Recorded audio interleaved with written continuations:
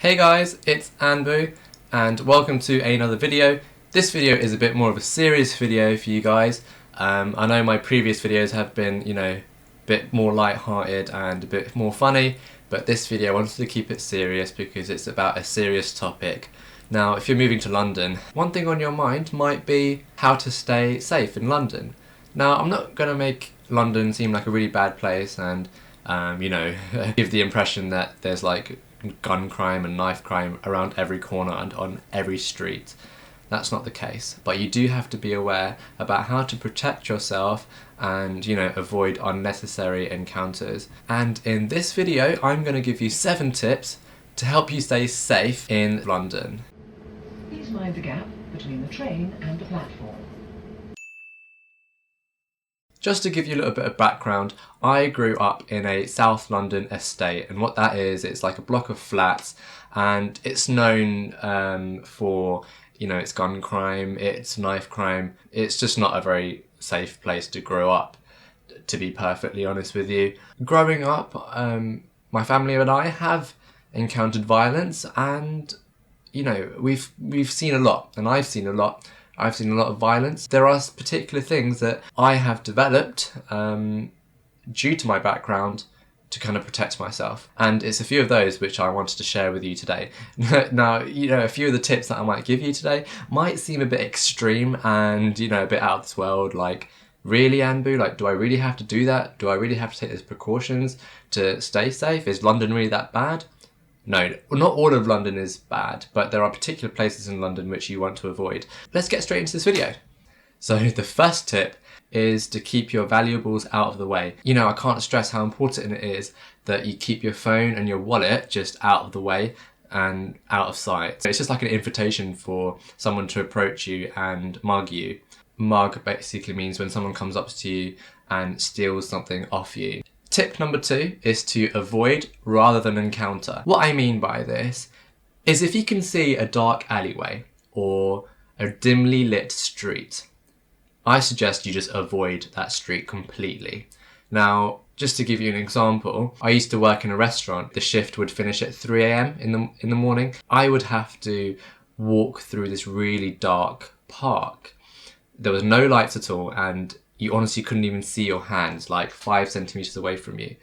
It really was dangerous. Now, there were times when, you're so tired and you just want to walk through this park to get home. And if I was to take another route home, it would add about half an hour to my journey.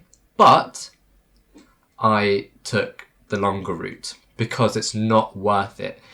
It's better to avoid any places that can put you at risk. Another thing that you want to avoid is, streets with fewer people on it or fewer shops. Why I mention shops is because if someone is approaching you, you can quickly go into a shop and it acts as a barrier and a safeguard for you. Another one to avoid is the top deck of buses. In the night, the top deck can be quite dangerous. There's fewer people around and you're physically further away from the bus driver to call for help. So what I suggest you do is you stay on the bottom deck and sit fairly close to the bus driver. And finally, you want to avoid the end of the tube. The end of the tubes tend to be more empty than the middle of the tube. And because there's more people in the middle carriage, you're less likely to be in danger. The third tip is to travel with someone else. This is really important because you're less vulnerable if you're not by yourself, and people will be less likely to approach you if you're in a group. Number 4, it's all about your presence and your confidence. You do not want to look like an easy target. Thieves and attackers want to approach someone that they think is an easy target and will give them less hassle and is less likely to retaliate and, fight back. Now, I'm not telling you to fight back, because I know that not everyone will be comfortable doing that because you don't know if this person's got a weapon such as a knife or even a gun. But it's all about making sure you look confident. One way to do this, it might sound silly, but this is like a defense mechanism which my brother and I learnt over the years. My older brother actually taught me this whilst I was younger, whilst growing up in the estate. And this was all to do with the eyes. Right, I want you to have a think whether you can see a difference between my facial expressions when I do this and this. those two facial expressions are very different. Now, if you're sitting on a bus and, you know, just sitting there like this,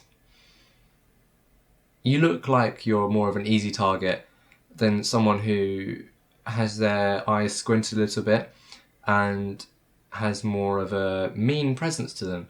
Now, it might not be a particularly nice or friendly thing to do, but it's just a tip that's actually worked for us. By squinting your eyes a little bit, and, you know, not making eye contact and just, you know, being quite relaxed with where you are, not looking too tense, but basically looking like you don't give a shit. It works because they might look at you and think to themselves, oh, I don't want to approach this person. It honestly has worked, and it's just a defense mechanism that, you know, we've adopted, and it's just something to think about. Also, you'd want to avoid particular boroughs in London too. So some boroughs are safer than other boroughs in London. So I've got my phone in front of me. Let me record my screen first for you. I'm just going to type into Google unsafe boroughs in London. Let's go to the Standard. Revealed. London's worst areas for knife crime. An area of North London notorious for gang violence has been identified.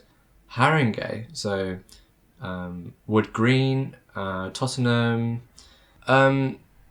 So the worst 5 London boroughs are Southwark, Lambeth, Newham, Haringey and Ealing. So, you know, that gives you a picture of particular boroughs to avoid. The 5th tip for you is to always be on your lookout. So that's honestly all the time, be aware of your surroundings. If you're sitting down on a bus stop, then, you know, assess your surroundings. Is there anyone approaching you? Is there anyone that looks like trouble around you? If you're at the bus stop and you see some dodgy looking people approaching you, what I would do is I would get on that next bus that comes. I don't even care where it goes. And I would get on that bus and I would get off 5 stops down the road. If you see that you're going to be in danger, just avoid it, right? Don't put your headphones in because this reduces your sense of awareness. Make sure your phone and your wallet's with you. If you're in a club, then put your coat and your bag in the cloakroom. Don't put it out on like the floor or anything because it will get stolen. That's just like a given. Number 6. Don't make eye contact with dodgy looking people. What I mean by this is, let me give you an example of something that happened to me. I got off at my local train station and I was walking home and there wasn't anyone around, and all I hear is, "Oi!" And in that situation, there's 2 things you can do. You can turn around, you can look around and ask what they want, or you can carry on walking, or you can run. And in that situation, I ran. I didn't even look around, I didn't even pay attention to him. That was the end of that. But I feel like there have been situations where I have stopped and then suddenly they've approached me and stolen things off me. And the 7th tip is, if you are unfortunately approached and they're there threatening you, I personally, you know, it depends on like your personality and who you are, but I personally wouldn't fight back. And I've mentioned this before, is because, you know, they can be carrying guns or, you know, weapons. It's better to stay safe and you just have to let your valuables go. But you can judge your situation and act accordingly. Some of these pieces of advice might sound really extreme and stupid, but some of these things are some, you know, self-defense mechanisms that I've had to develop over the years, considering my background and like where I grew up.